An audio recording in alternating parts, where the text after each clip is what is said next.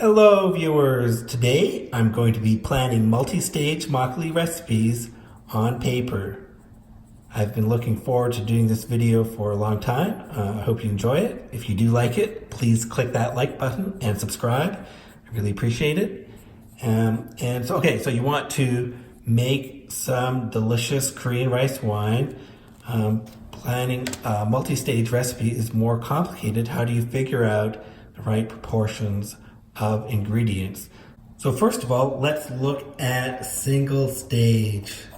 I'm going to use this to show you what notation I'm using for the recipe so it'll make sense.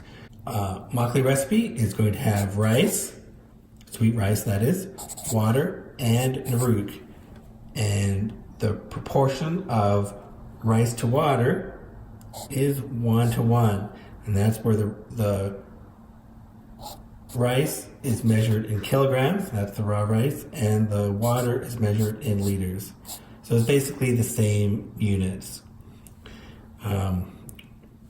Because 1 kilogram of water is 1 liter of water.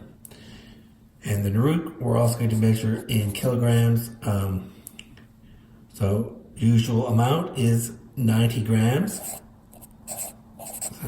I'll write that like this. And in a lot of the recipes, just for simplicity, I'll round that to 0.1 kilograms. So there are 2 important constraints here. First constraint is that the rice to water ratio is 1:1. 1:1 rice water ratio. The second constraint is the rice to nuruk ratio. Rice to nuruk, it's about 10:1. Rice to nuruk. So those are the important constraints, and we're going to use those 2 constraints as we're building out more complicated recipes. And one thing I want to mention about the single stage recipe is that we're making godubap. That's hard steamed rice. That's the rice preparation method. And the way you make godubap is that you soak the rice first. It soaks up some water. You drain it and you steam the rice for 40 minutes. Now in the process of soaking the rice absorbs about 50% of its weight in water. So if it starts off as 1 kilogram raw rice, it ends up being 1.5 kilograms of soaked rice. But the amount I've written here is just 1. That's the amount of raw rice, 1 kilogram, not the weight of the rice after you soak it. Oh, before I forget, I want to mention that these recipes are rustic. The proportions can vary, plus or minus 10%. It's okay. Keep that in mind. Or if you plan out a recipe with 10% more water or 10% less water, it's still going to work. It's going to be a little different, but it's still a legitimate recipe. Let's look at the simplest 2-stage makgeolli recipe. So I have rice, water, and nuruk. I'm going to have 2 stages. I'm going to use juk, that's rice porridge, made with the frozen rice flour. And the second stage is going to be godubap, hard steamed rice. And the reason I'm starting with the juk with frozen rice flour, is that this frozen rice flour is prepared exactly the same way as the rice was prepared for the godubap. It was soaked and then drained. In the case of the frozen rice flour, it's then powdered. So the rice is just in 2 different forms, but it has approximately the same moisture content, and that's what's important. The 2-stage recipe, we start with 200 grams of rice flour, 1:4 ratio of rice to water to make the juk. This is a 1:4 ratio. And the amount of nuruk is 100 grams, and we're going to mix that with 200 milliliters of water. When we make the go-to-bop in the second stage, it's going to be 800 grams of raw rice. No additional water or nuruk in the second stage. Let's look at the totals. Total amount of rice, 1 kilogram. Total amount of water, 1 liter. The amount of nuruk, 100 grams. So we met all the constraints. There's a 1-to-1 ratio of rice to water. There's a 10-to-1 ratio of rice to nuruk. And when we cook the juk requires a 1-to-4 ratio or a 1-to-5 ratio of rice to water.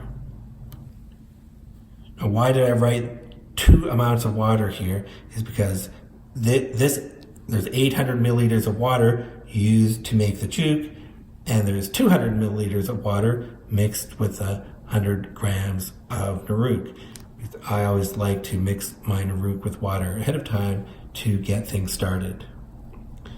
And you might have noticed I did not mention yeast. Why didn't I mention yeast? Because yeast would be, I'd use a quarter teaspoon or a half teaspoon. Why didn't I mention yeast?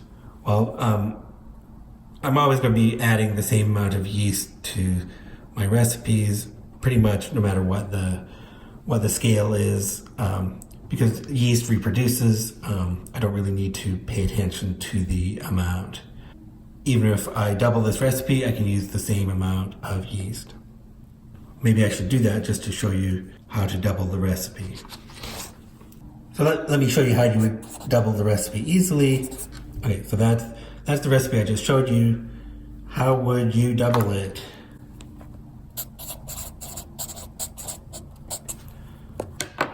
And let's say the yeast was half a teaspoon. Well, to double it, okay, so you have rice, water, nuruk, and yeast. You would double every quantity, except for the yeast. You don't need to double that. So this would be a recipe for, what's the total here? 2 kilograms of rice, 2 liters of water, and 200 milliliters of nuruk. You know, it satisfies all the same constraints, it's just twice as big. So let's look at another 2-stage makgeolli recipe. Let's make juk with the dry rice flour. That's actually what I use most of the time because it's easier to get. And the second stage will be go-to-bop. Okay, so I have rice, water, and nuruk. Okay, let's say I start with 0.2 kilograms, 200 grams of rice flour, and I make juk with that. I'm going to use 800 milliliters of water. But there's something different. Since this is dry, to make it match the previous recipe and to make it match the go-to-bop, if I had made this from scratch, I would have soaked the rice in water. It would have absorbed about half of its weight in water. I actually need some extra water to compensate for that. Now it's not going to count toward the total. Half of that 0.2 is 0.1 in water, but it doesn't count toward the total. Put it in brackets so that I know that it doesn't count toward the total, but it should be there to balance out. If this was made from soaked rice, it would have that extra 100 milliliters of water. And the go-to-bop is the same as before. 800 grams. The amount of rice is 1 kilogram. The amount of nuruk is a tenth of that, 100 grams, and I mix that with 200 milliliters of water. Okay. So the totals, everything adds up right. The only thing different here is that I have this, is that there's this extra 100 milliliters of water. I often just that you could use that with as you're making the juk, make it slightly wetter, or you could use it when you're mixing the nuruk and water. Okay, and going forward, I'm not going to mention the yeast, like I said, because that's always the same. So I hope that explains my notation. Now going forward, we can do more complicated things. So what are the multi-stage constraints? We still have the 1-to-1 rice to water and the 10-to-1 rice to nuruk. We also have a ratio for cooking rice. It could be juk, it could be bambak, or some other form of rice. And when we have multiple stages, there are two other important constraints with the stages. We need to start with the wetter stages and go to the drier stages. And we need to start small, and the stages should get larger. That is what happened in the last recipe. The first stage was quite wet. It's the starter. The first stage is the starter. It's quite wet. All the water is in the first stage, even though there's only a small amount of rice. So we're going from wetter first stage, drier second stage, and also the first stage is small, and the second stage is relatively large. Now, if you have a lot of stages, it's okay for two stages to be the same in a row, but you can't go backwards. You can't have a dry stage followed by a wet stage, or a large stage followed by a small stage. So let's look at a three-stage makgeolli recipe. So let's do one with juk from the dry rice flour, go to bop, and then go to bop again. Okay, we're going to start off the same 200 grams of rice flour cooked with 800 or 900 milliliters of water. We're going to mix the nuruk with 200 milliliters of water. And then what we're missing here, okay, we have, let's say, the second stage is 300 grams of rice, and the third stage is 500. And then the total is our favorite number, so we satisfied all the constraints. This is a reasonable three-stage makgeolli recipe. And for a four-stage makgeolli recipe, if everything else is the same, you would need, let's do a recipe that doesn't use exactly 1 kilogram of rice. Let's say the second stage is 0.2, the third stage is 0.4 kilograms, and the next stage is 0.8 kilograms. So the total amount of rice is 1.6. We need 1.6 liters of water in total, so we're going to have to add some water in other stages. And instead of just 0.1, it's going to have to be 0.16 kilograms of nuruk. So 160 grams of nuruk. And now the total here is 1.6. Okay, so this is a reasonable recipe. The size is increasing. It's okay to have two the same size in a row, but it's never decreasing, and it starts off wet, and the next three stages are drier.